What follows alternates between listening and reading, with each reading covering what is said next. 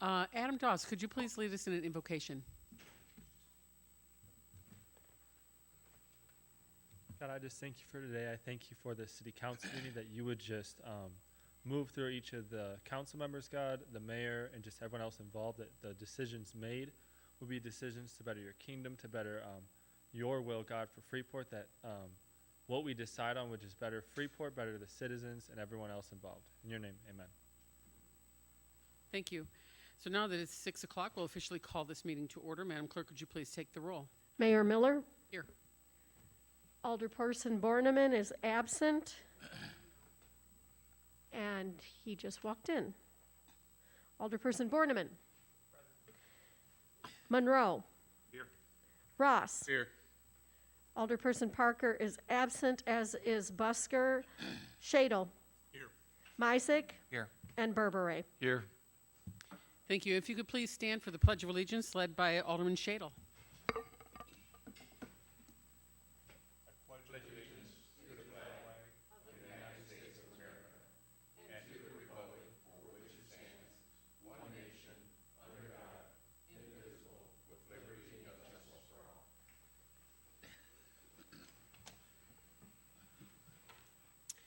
Okay, first on the agenda is the approval. Is there such a motion for approval of the agenda?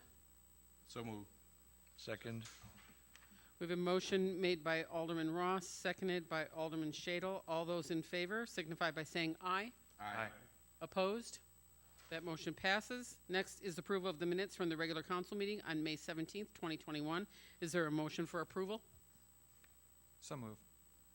Second. We have a motion made by Alderman Mysick, seconded by Alderman Ross. All those in favor signify by saying aye. Aye. Opposed? That motion passes. Public comments. There's no one signed in on agenda topics. So we'll move on to item number 4, which is the consent agenda. The consent agenda is considered to be routine in nature and will be acted as one motion unless there's something that a member of council would like to have removed for further discussion. Is there anything, council? Seeing nothing, the consent agenda consists of approving and to receive and place on file the board and commission minutes from the Building Commission December 16th, 2020, the Historic Preservation Commission from January 8th, February 16th, March 16th, April 20th, 2021, and the Planning Commission from April 8th, 2021. The Greater Freeport Partnerships Monthly Report dated May 26th, the Building Permit Report for May 2021, the Financial Reports for General Fund, Library, Water, Sanitary Sewer, Storm Sewer Funds for April 2021, and the Cash and Investments Report for April 30th, 2021. Approval of the finance bills payable in the total of $593,548.37, and approval of the payroll for pay period ending May 22nd, 2021, in the total of $555,768.79, and Resolution 2021-19 requesting temporary closure for streets for cruise nights set for Saturday, August 14th, 2021, and Resolution 2021-20, which is requesting temporary closure of streets for the Colby Smith Memorial 4-mile run on Saturday, August 28th, 2021. Is there a motion to approve the consent agenda? So moved. Second.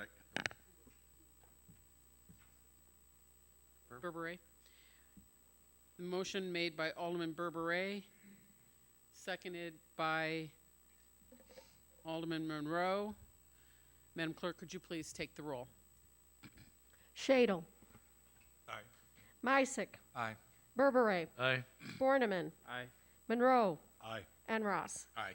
Motion passes 6-0. Thank you. Item number 5 is appointments. Madam Clerk, would you please read those? Appointment of Linda Roderick to the Library Board effective until May 31st, 2023. Appointment of Tammy Burns to the Housing Authority effective until October 31st, 2023. Reappointment of Rosemarie Brubaker to the Library Board effective until May 31st, 2024. If it pleases the council, we'll do this in one motion unless somebody would like to have something removed. Is there a motion to receive those appointments? So moved. Second. We have a motion made by Alderman Ross, seconded by Alderman Monroe. Madam Clerk, could you please take the roll? Shadle. Aye. Mysick. Aye. Berberet. Aye. Borneman. Aye. Monroe, Aye. and Ross. Aye. Motion passes 6-0. Thank you. Item number 6, Police Valor Award Presentation. Chief Summers.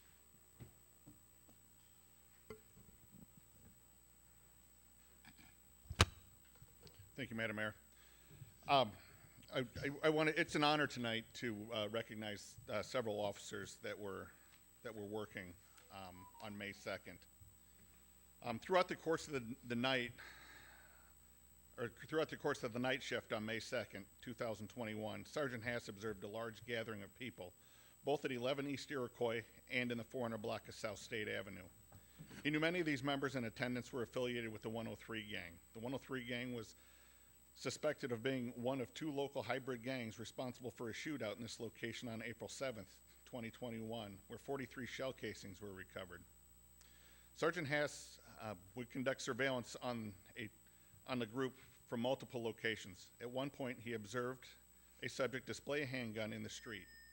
A plan was made to use a squad car with lights as a distraction so other shift members could move into the area and effect arrest on the armed offender. Officer Hill began placing his squad car 1 block south with its overhead lights on. Sergeant Hass, Corporal Leverton, Officer Deemer, and Officer Nichol moved in to take the armed male into custody. They pursued the male for a short distance and then struggled with the still armed suspect before securing him. Officer Rosenstein observed a second male fleeing the scene with a pistol in his hand and pursued this individual on foot. He would pursue the male, still running with a loaded pistol in his hand, for approximately 2.5 blocks. He eventually caught the male in the backyard of a residence. Officer Hill arrived and assisted in taking the male into custody. Other unknown suspects also discarded firearms while fleeing the area. In all, 5 firearms were recovered during this well-constructed and well-executed incident. To safely make these arrests in the situation such as this takes intelligence, courage, and bravery. For those actions that night, the following are presented with the Award of Valor. Sergeant Hass.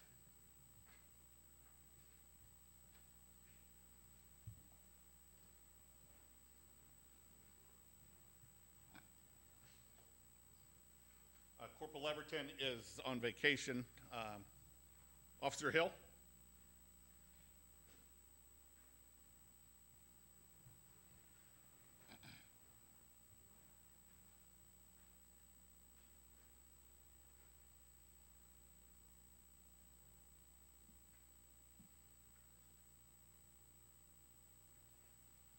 Officer Deemer.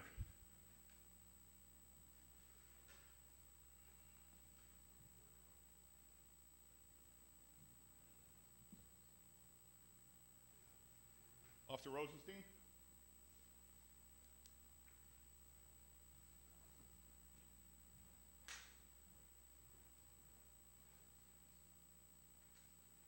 Officer Nichol.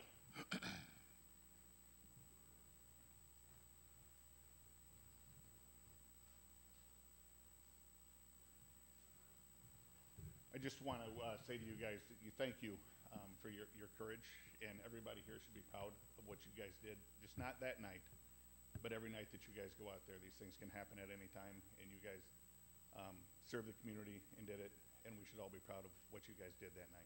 Thank you very much.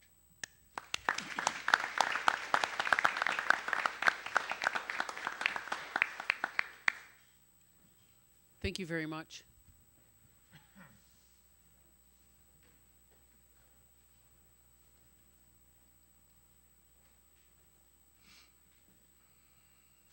Item number 7, the Recognition of Service Award, Manager Bucus. Thank you, Your Honor. Officer Travis Davis is not here tonight. He's on vacation, but he's served 20 years on our police department so far. And Deputy Chief District Chief Cordy's not present tonight. He's working tonight, so he was going to try to come in if he could, but apparently he must be out. And he served 25 years this month for the Freeport Fire Department. So we've got a couple of people that have some tenure with us. Thank you. Item number 8 is the first reading of ordinance 2021-20. Madam Clerk, could you please read this for the record?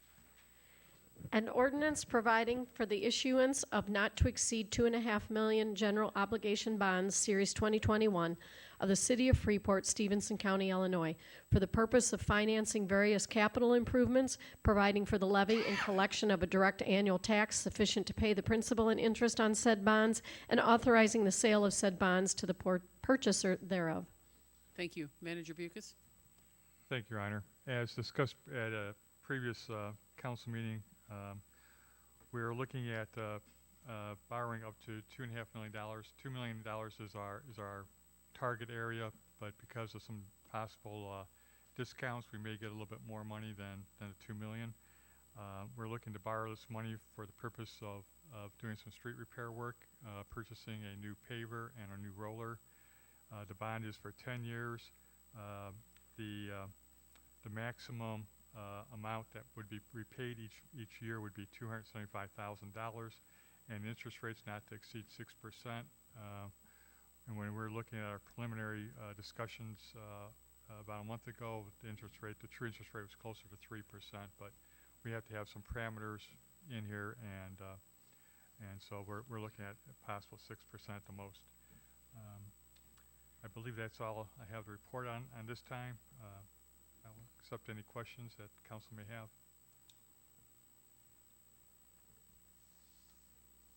Questions, council?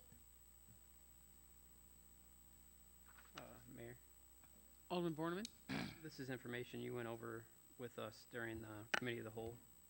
Yes. Okay, nothing's changed since we had that discussion. No, nothing. Thank you. That's all I had. Manager Bucus, can you remind the council how this repayment will happen without raising extra burden to the taxpayers? Yes, the repayment schedule will be coming partially from the tax we have on electric and natural gas, as well as the $4 fee we have on utility bills.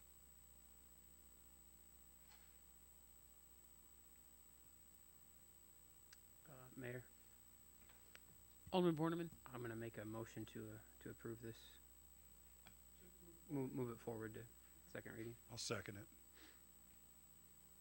Okay, we have a motion on the floor made by Alderman Borneman, seconded by Alderman Monroe to move ordinance 2021-20 on to the next regularly scheduled meeting. Is there anything else, council, that you'd like to speak about this before we move on? Okay, then we'll move on to item number 9, which is the second reading of ordinance 2021-17. Madam Clerk, would you please read this? Ordinance approving text amendment to allow cannabis facilities at a special use in the Riverfront Redevelopment District. Thank you. Director Hines. Thank you. I don't have a lot of additional information to add from what we last spoke about, but I did provide everyone with a copy of all the definitions of the adult use cannabis types of uses that we have in our code. This, as a reminder, the text amendment would allow all of those uses as a special use in the Riverfront Redevelopment District. So there's only about 4 properties that are zoned Riverfront Redevelopment. We own several of them. There's one that's privately owned by Pete Albert, and there's one who there is a company who is interested in purchasing it for the use of adult use cannabis craft growing. But I can take any additional questions right now. We would recommend the approval of this special use, but I know there were some additional questions on this. Madam Mayor. Alderman Misick. So on this topic, Director Hines, that the properties that are included in this, as you mentioned, are part of the Raleigh complex, Yes. correct? Mm-hmm. And in that district, that the reason for this being brought to council is because they would otherwise be outside of the allowable zone for cannabis facilities, correct? That's correct, and these cannabis facilities are also allowed as a special use in B3 and manufacturing, and the Riverfront Redevelopment District properties are very similar to what a manufacturing or B3 business would look like, or what the zoning would look like, and so it seemed like in that sense it really just makes sense to have it be the special use, the same as those 2 zoning districts, because the other permitted uses are really all similar in those zoning districts. Okay. Follow up? So on this, the way the current ordinance draft is written, it defines the adult cannabis business establishments, listing out those different types of business establishments. Now, in this facility for processing organizations, infuser organizations, I don't believe that would be any difficulty in the area. Do we have any feedback from area businesses that on having any cannabis in the area? No, we haven't, and we've received letters of approval from Pete Alber, the neighbor of the owner of the neighboring building, to put an adult use craft growing business in here, and so, but we haven't received any complaints or anything else. We did have the special use hearing for the business who would like to purchase the property last week in anticipation of this possibly moving forward. And so there weren't any objectors there. There were quite a few people at the hearing last week for a few other meetings, and there weren't any questions by those people who joined from the public. Thank you. One additional? Sure. Attorney Zito, as we look at this ordinance as it's written, would it be possible to strike certain of those business establishments from coming into this region and allowing for this exception? Yes, it would be permissible. So if the will of the council were to, for example, you have uses 1 through 7 listed in the ordinance there. If the council wanted to remove any one or more of those items, it could do so. It would just be an amendment to this ordinance, so there would need to be a motion, second, a vote in the affirmative to remove or strike that item, and then we could still carry on and then vote on the ordinance as amended. Okay.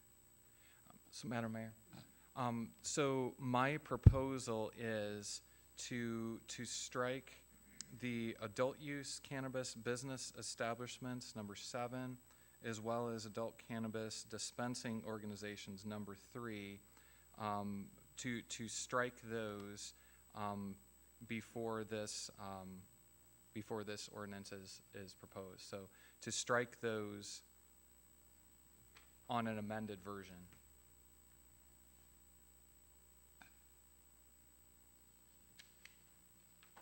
Mayor? Just so I'm clear on what you're asking, you said number 7 for business establishments, co-located, Yeah, and number 3. So 7 and 3 is what you're just talking about? correct. The adult cannabis business establishments, yes, number 7, and also number 3, dispensing organizations. Okay, so if I heard correctly, you're making a motion to do that? Yes, I would like to make a motion to amend this ordinance to strike number 3 and number 7 under the business establishment types.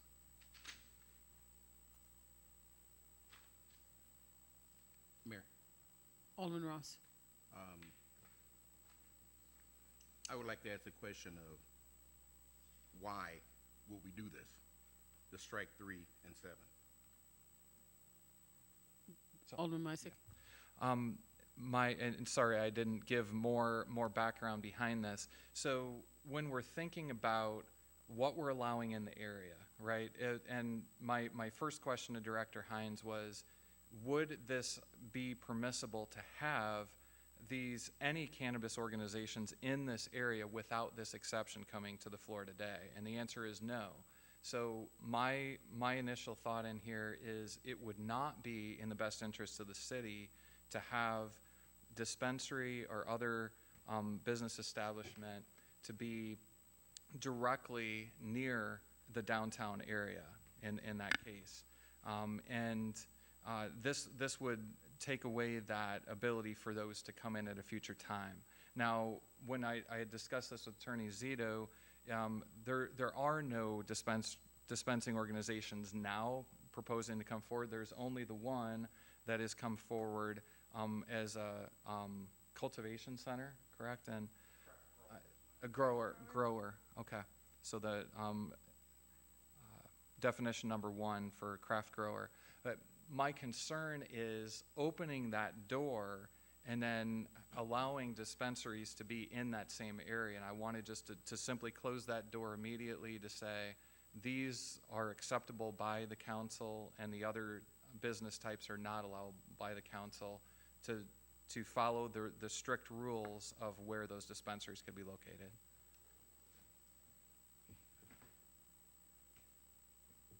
Your Honor? Alderman Burberry. I have a couple of questions first. Director Hines, I was not at the last meeting when this was first reading. What is the background for this? What is there people interested in doing cannabis growing or selling or development in the area?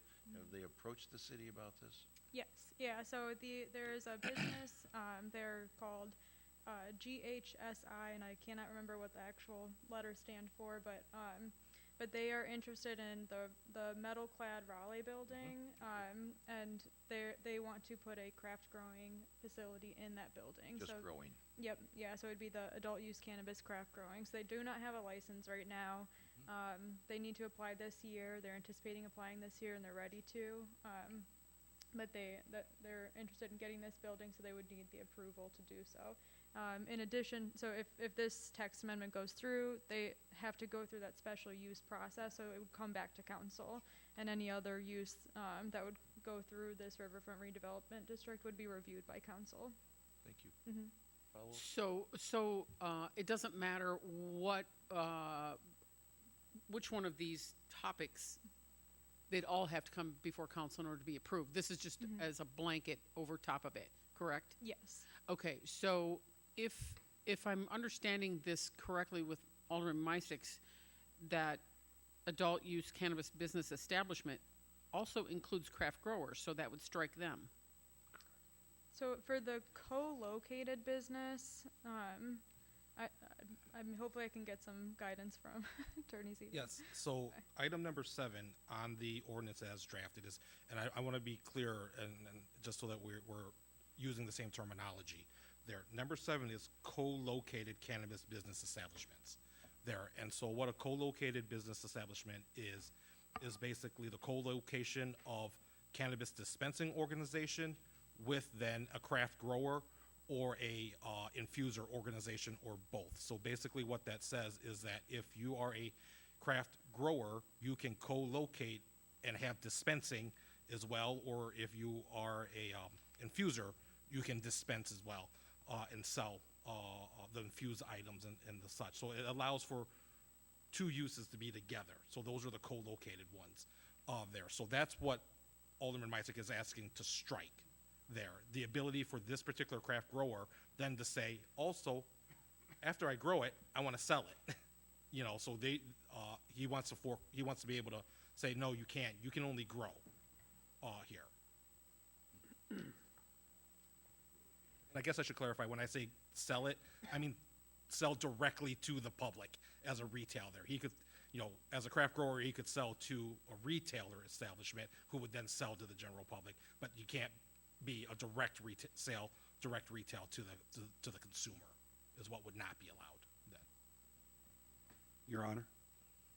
Alderman Monroe? Director Hines, basically it's just one small area right now that's been by accident almost left out of what was allowed already. So they could do that in other areas of downtown currently, is that correct? That's correct. There, and since you and Alderman Shadle weren't around too when the maps were brought out, there are these sort of bubbled areas where they had looked at, or we had looked at the distance from like residential areas, from childcare facilities, and from schools. And so much of the downtown is within this restricted bubble. But to correct my response to Alderman Meiseck's question about whether it would be allowed or not within the Raleigh buildings, the metal clad building, there's only a small portion of it that's within that restricted bubble. And then most of it falls outside of that. So it kind of is a weird, just a weird kind of portion of there. But yes, if there's anywhere within that is not in the restricted bubbles, that are in either B3 or manufacturing zoning districts, then they can have any of these adult use cannabis facilities as a special use. So those would also go through council.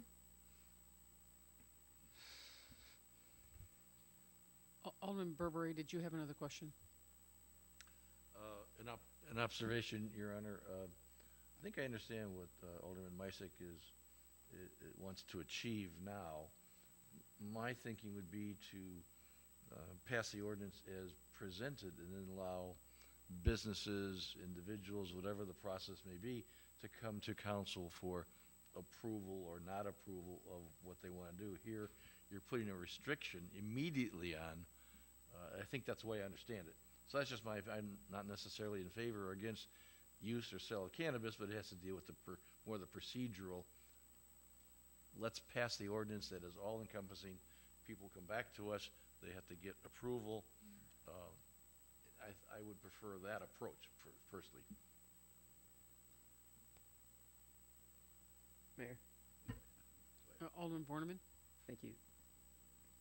For any of these cannabis dispensaries, are they all required to have approval from the zoning or the planning commission first and a special use process? Yep, yeah, so they would go through the zoning board of appeals for the fact finding, and then planning commission for a review of the relation to the comprehensive plan, and then back to council for final approval. And my question is, like, anywhere in the city. Mhm. That's how, if you were going to open one of these things. Yeah, they're not allowed as just a normal permitted use anywhere. Okay, so under, Mhm. if I okay. That's all I have. Mary. Alderman Ross? So correct me if I'm wrong. Where they want to grow at, it's within the boundary, correct? So the metal clad building is technically, most of it is outside of that restricted boundary. When you actually look at the relation to the closest either childcare facility or residential property, it does meet the requirements that we've set. Okay, but if they wanted to sell, then that's a different rules and regulations, shall we say? So they're each subject to, each of these types of facilities are subject to their own state regulations. So like the craft growing, for example, and all of them really would have very strict security regulations imposed on each of them. So like if it's just the craft growing, then no one from the public typically can go in there unless they do the co-located type of business, but then they would have to really barrier off those two types of businesses. So people can't just go into the craft growing, it would only be the retail location. They follow up, Mayor? I may be interpreting this wrong, but wouldn't it be defeating the purpose to go ahead with that?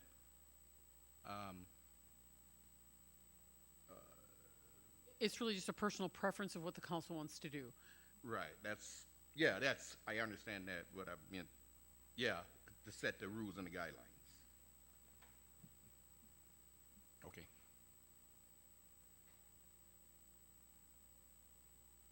So I believe we have a motion on the floor, but not a second. So let's finish that up first, if there's a second or not.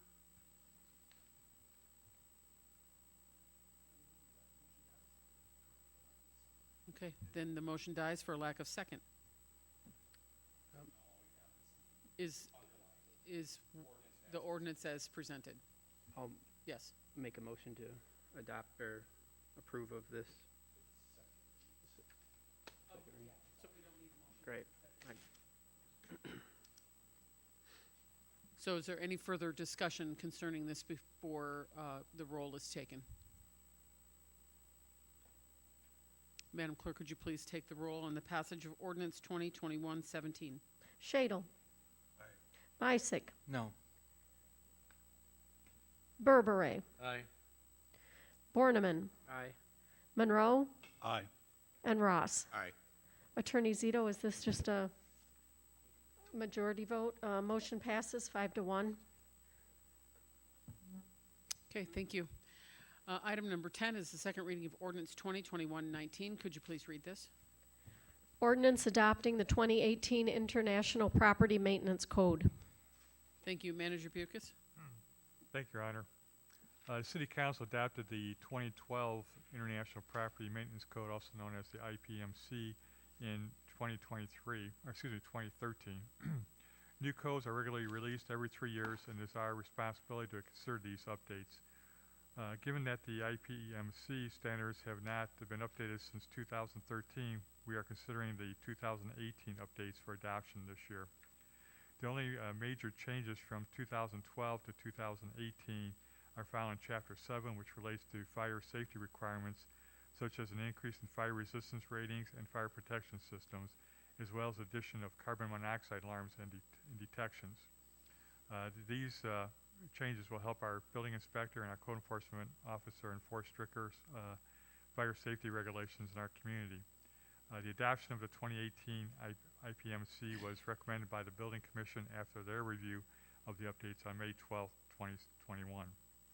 Staff recommends, Your Honor, that the Council adopt the 2018 International Property Maintenance Code and the amendment to Section 1480.01. Discussion, council? Mayor. Alderman Borneman? Manager Bucus, did you get any pushback from businesses about how this code, implementation of this code would affect them in a negative way? I have not. I don't think any of the staff has either. Neither the Community Development Director nor the Fire Chief heard anything. Okay, thank you.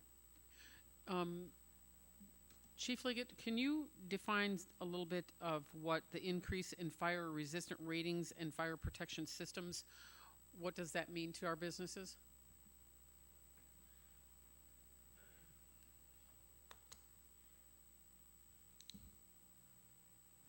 Property maintenance code is designed to, or is in place to help code enforcement deal with property maintenance issues that might occur, dilapidated buildings, buildings that aren't being kept and taken care of. So that's the focus of the property maintenance code itself. It gives the building inspector and the fire inspector some abilities to take care of some of those smoke detector issues we've talked about previously. If a building exists, then a building is typically covered by existing building code under the building code ordinance. And if a new building is being built, then it's built under the fire code that exists in the city at the time, which is the 2012 International Building Code. So with the adoption of this particular code and those small differences, the only time that those would come into place is if the building had to be rebuilt as a result of damage or being condemned or having to be brought up where the value of the home is so much, or the value of the property, the damage to the property is so great that it has to be rebuilt under the new code. So that's where that comes in at. So from a financial perspective, there should not be any initial impacts or immediate impacts to any business unless there is damage of greater than 50%, that sort of stuff. So, right? Thank you. Alderman Shadle? Chief, would this have anything to do if they would do a partial remodel on their building that wasn't related to any kind of disaster or damage or anything? They just wanted to remodel the front sales floor. Would they have to bring that up to these codes? I can't answer that question off the floor without reading the code itself specifically. Typically, these fire-resistant ratings deal with separations. So, for instance, if you have a building that is 3 stories tall and is certain amount of square feet, then it's required to have some fire sprinklers, things like that. But if you compartmentalize the building with fire ratings, then you don't have to have the fire sprinklers. So the increase in ratings are as a result of all kinds of different things, the types of materials we build buildings with, if a sprinkler system is present, there's longer exit pathways, there's all kinds of things that go in it, so it would be specific to each business as to how the code would be applied.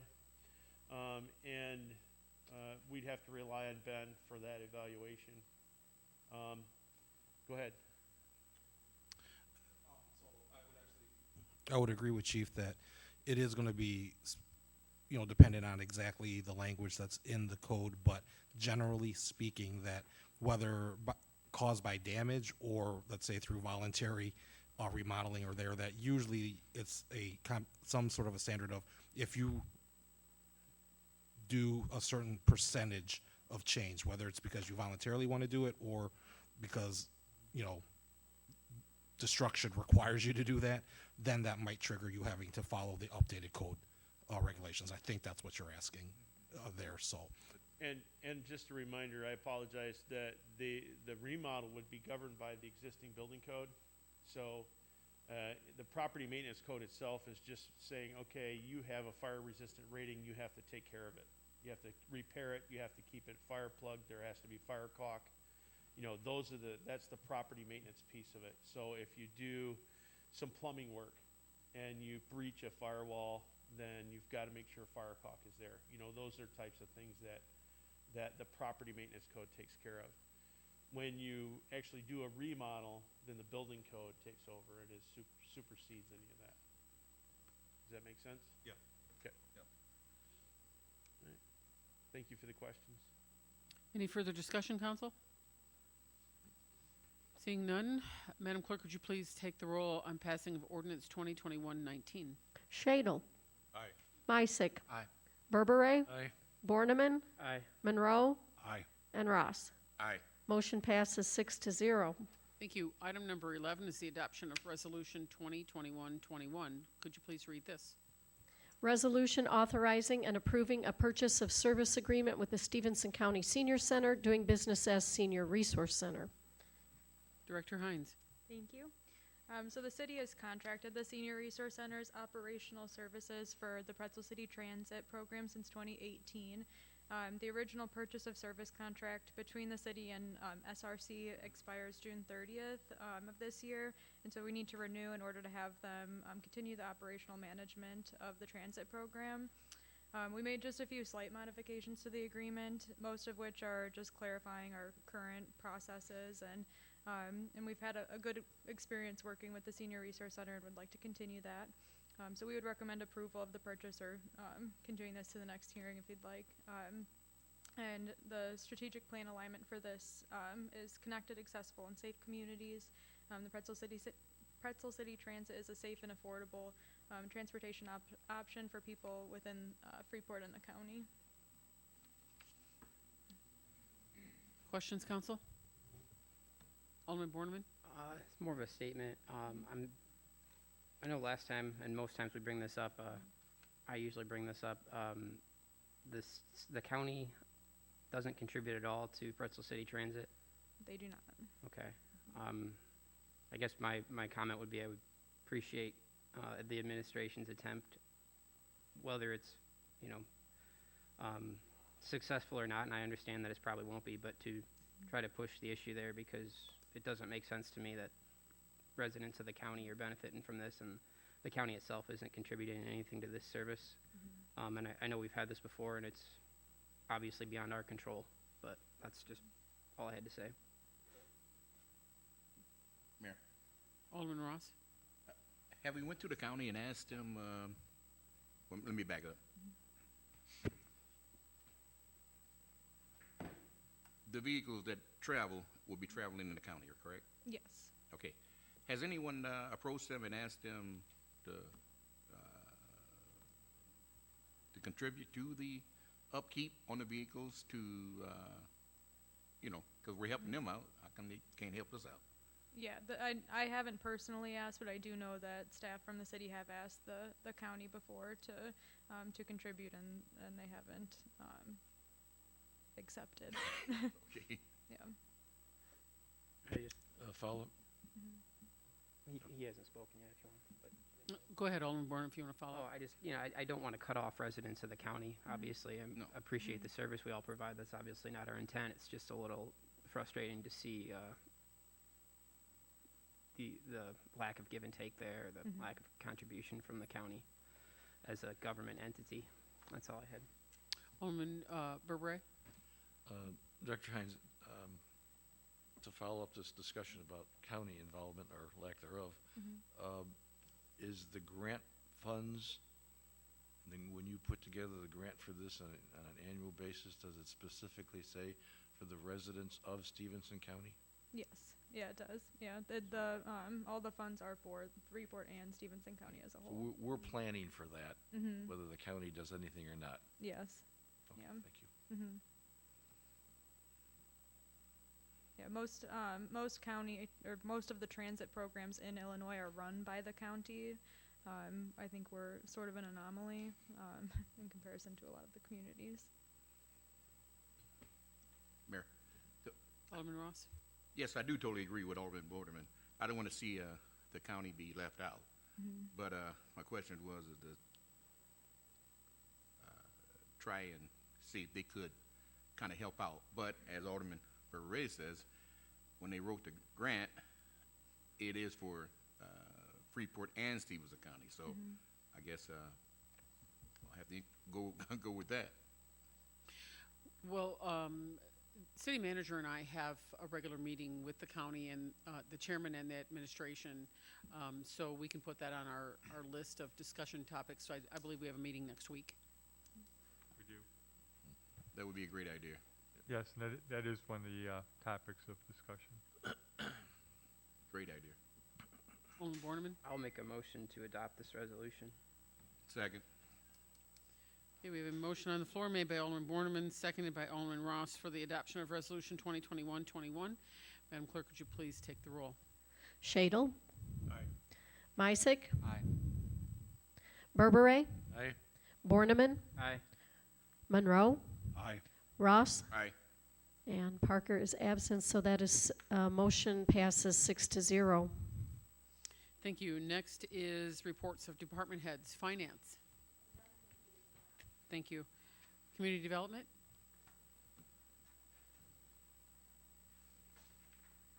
Thank you. For any of the aldermen who weren't able to make it to the public hearing tonight, I just wanted to give a little bit of an overview of that. So we're applying for the CDBG, or Community Development Block Grant funds, again this year, and we're focusing on the same area that we did last year. Unfortunately, we didn't get the grant last year, but we do know what we were missing, and we know what to do moving forward. So we have our new grant writer, Amy Jo Bechtel, and she's doing a really great job and making sure that we have everything done. And so we're going to apply for the same amount this year. It's $550,000, and plan on putting in the $25,000 from the housing rehab fund. And you will see a resolution for that soon. But we're that application will be in by the end of August. And then we did get notice that we got the Abandoned Properties Program grant for $50,000, so that'll be used for blight reduction for housing demolition of condemned and abandoned properties. And that's it tonight. Thank you. Thank you. Public Works. Thank you, Your Honor. I just wanted to touch on Empire. Currently, we've got Martin removing or finishing sidewalk work and also doing driveways. That should be complete in the next day or two. We expect them to be back within 2 weeks to start grinding Empire, and I expect that Empire will be finished by the first week of July, thereabout. So I just wanted to provide you a quick update on that. So Thank you. Fire Department.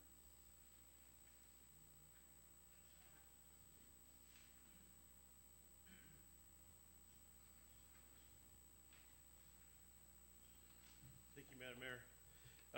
Just reporting out on what's going on with our hiring list, and one of our firefighters that we hired last year, September 28th, 2020, Uriel Cantu, has accepted a position in Wheeling, Illinois. He'll be leaving the department on his last day is going to be June 16th. We had a total of 9 candidates on our list. 4 candidates have accepted positions in other departments, and we've hired 3, so there's just 2 left on the list. And we'll be obviously offering one of those positions for Uriel's resignation. So I do anticipate, similar to what the police department is experiencing, that we'll have to do another recruiting yet this year. That's all I have this evening, ma'am. Thank you. Police?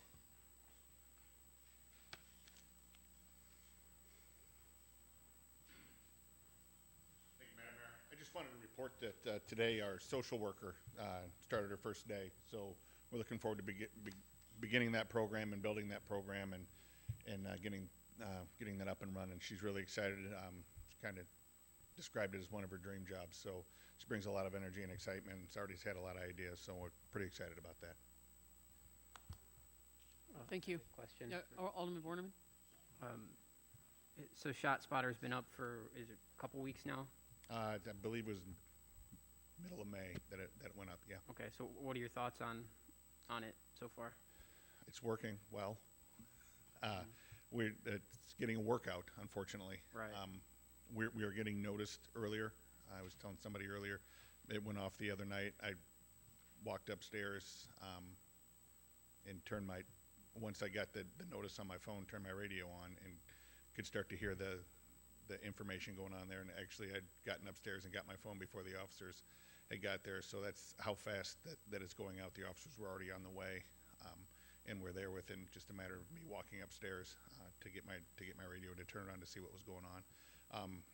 There's still some kinks that we're working out, some missed locations, not by far, but enough that we want to make sure that we're working with the company and making sure that those are getting corrected in there.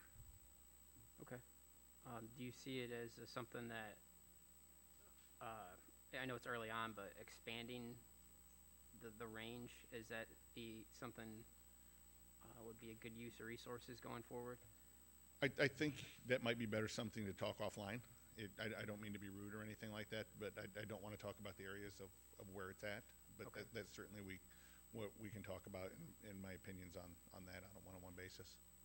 And just one more, when would, it's a contract for a set period of time, is that right? It's a yearly contract. Yearly? At the end of this year, if we decide that it's not working, we can walk away. It costs nothing else. If not, we just re-up on the contract and go from there. Okay, and then for obviously budget discussions, that's something to keep in talk about growth? Correct. Great. Yes. Okay, thank you. Thanks, Chief. IT? Thank you. Library?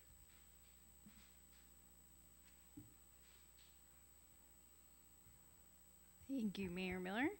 Today was our first day of summer reading, and we had our first in-person programs for kids in over a year. That was really, really great, and a lot of healing for a lot of people at the library to be able to see so many families.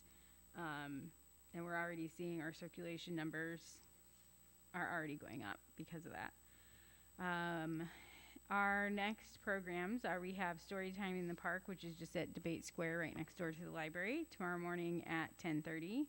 And then we also have a large in-person event out at Crape Park at the band shell at 2:30 p.m. on Thursday, June 10th. And Mr. Steve is coming to do some magic, some balloons, and juggling, and it'll be a really good time. So I hope to see all of you there. Thank you, Ashley. City Manager? Thank you, Your Honor. We're still accepting applications for the Communications Director. We've advertised now on 10 different websites, and I'm going to be talking to a consultant in the near future about possibly what else we might be able to do to try to get some applications for the position. Like the police and fire department, we have very few that have come in. We're also in the process right now of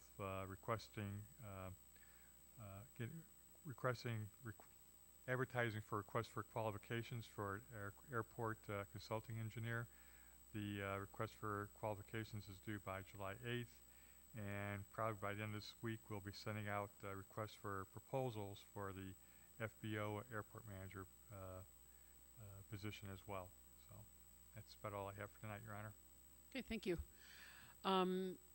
In anticipation of the governor lifting further restrictions, hopefully on Friday, moving into phase 5, lifting the restrictions on gatherings, events, dining, those types of things, we have set on our schedule for the first of this year, the Staff on the Street. So it will be Tuesday, June 22nd from 5 to 6:30. It will be held at the Madonna Renewal Center, which is on Walnut, in their backyard park type setting that they have, which would be great accessibility to that neighborhood. Staff on the Street was designed for citizens and city staff to be able to get to know one another, talk about their concerns, as well as build trust in the community. So if you could please put that on your calendars and attend, that would be greatly appreciated. And also just to say in advance, a thank you to the Salvation Army, which will be providing a light meal for all those in attendance. We'll move on to new business. Alderman Shadle, is there anything that you would like to address the council with? No, Your Honor. Thank you. Alderman Misick? Thank you, Mayor. Wanted to say congratulations to those receiving the Valor Award today. I just really want to thank all those officers for responding well. That really is a great team effort and shows what we're capable of, and addressing that very promptly. And I think this is a step towards really taking action against the crime we've been seeing. So definitely commend to each of those. Thank you. Thank you. Alderman Berberet? I'd like to welcome our 2 new aldermen, and glad to have you folks with us. And as I said to each of you, I've had a learning curve for a couple of years, so it's going to go on for a while. So you'll find the rest of the council very helpful, and call them anytime and talk to them, but not 3 together at any time. That's it. So. Good words of wisdom there. Alderman Borneman? Thank you. I just want to say, agree with Alderman Misick that this is the police, we have a really high quality police force with officers who excel at what they do. And for a smaller department as we are, I think we're really state of the art in a lot of areas. One tool that we've added to our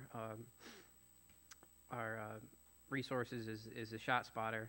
But at the end of the day, like Misick said, it's a team effort, and it can't just be the police department. We need members of the community to step up and be responsive and make those phone calls, even if they think someone else probably has already made the call, and report the things that they know or what's going on. And I want to thank the people who scheduled the prayer meeting that was held late in May at Deacon Davis Park on a Monday night. It was a great experience to be around such positivity, and we really need that positivity, that mentality to spread. And I hope that that is the start and not the end of that type of attitude, because the police department's really up against it, the city's up against it, and it's just this small percentage of the population that is really causing just this harm. And I think if we work together as members of the community, members of the police department, we're smarter than these people, that we can solve this, but it's going to take teamwork. It's going to take uncomfortable conversations. And I just, encourage people to continue to speak up when they see something, because we really need to stop this violence. It's getting to the point where shot spotter is a necessity. And that's really unfortunate when something like that is a necessity in your community, when your community's roughly 25,000 people. So that's all I had to say. Welcome to the new members as well, and thank you. Thank you, Alderman Borneman. We agree. Alderman Monroe? Yeah, most definitely. Thank you, Your Honor. Most definitely agree with those last statements. I think all of us in this room together have the same thoughts about this great community. Freeport's a great place to live, Stevenson County, even though we have have challenges in our county. We have some challenges to deal with. On top of all of our minds right now is crime, infrastructure, and making this a better place to live, making sure the jobs don't leave, the people don't leave. We've got to find ways to fix that, and I think we've got a group of people here that if we put our heads together, we can definitely turn the tide of things. I think the last council, the mayor, everyone involved has started us on the right path. We have some course corrections that we have to make and things to do, but it's going to take all of us working together, and we have to put politics aside and put our community first. And I'm glad to be here. I think we've got great directors in each of our departments. You can't always, I've lived here a long time, and you couldn't always say that, but I think we've got the right people in-house. I think we've got the right people in this room, and I look forward to working with all of you over the next 4 years. Thank you, Alderman Monroe. Alderman Ross? Yes, I just want to shadow what Alderman Misick said, what the 5 officers did that day, because that was awesome professional work without an incident, because that's all we've been hearing, incident this, incident that, but the way they handled it was very professional, because if you ever been there, you would know it was handled correctly, and it's handled the utmost professional. I can't say no more about it without repeating myself. Thanks, Chief.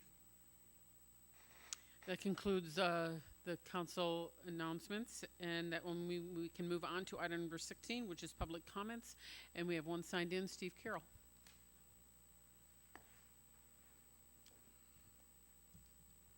Okay, I am obviously Steve Carroll. Last Friday evening at about 6:45, there was gunfire in front of my house on Oak Street. I heard between 6 to 8 shots fired in rapid succession. The response from law enforcement was very rapid. In fact, the Stevenson County Sheriff's Department also responded with significant presence. As it turns out, there were empty shell casings on the sidewalk in front of my house as well as across the street. To my knowledge, there are no injuries or property damage. So how did we get to this point? Why are our elected officials silent as to what's going on? The only elected official that has spoken out on the death and violence in our neighborhoods is Freeport Township Supervisor Patrick Sellers. At the last council meeting that I attended, I heard Mr. Misick and Mr. Busker parrot the same phrase: if you see something, say something. Frankly, they sounded like synchronized bobbleheads. I can see why they and others would say that, because they certainly aren't going to say anything or do anything at all. It could be that you, as elected officials, are afraid of being sued for something you might say, and that is a possibility. However, you could also be sued for saying nothing and doing nothing. Case in point is 1218 South Oak, where the city ignored years of nuisance violation and criminal activity that finally culminated in a murder investigation there last year. It must be noted that Mr. Busker lives a half a block from 1218 South Oak, so the phrase, if you see something, say something, comes off as being lame and hypocritical. So, you guys don't want to get sued? I don't want to get shot in front of my own house. During the last mayoral election, the big issue was potholes, not the violence and death that has continued for some time in our neighborhoods. I wish that it would have been possible for both candidates to lose. We would have been far better off. So, Jody, after all the gunfire and death, do you still think that Freeport is a great place to work, live, and play? And if you do so, you should seek help. I'm sure there's a 12-point program for you. I do believe Freeport's a great place to live, work, and play. Thank you. Seek help, Jody. Seek help.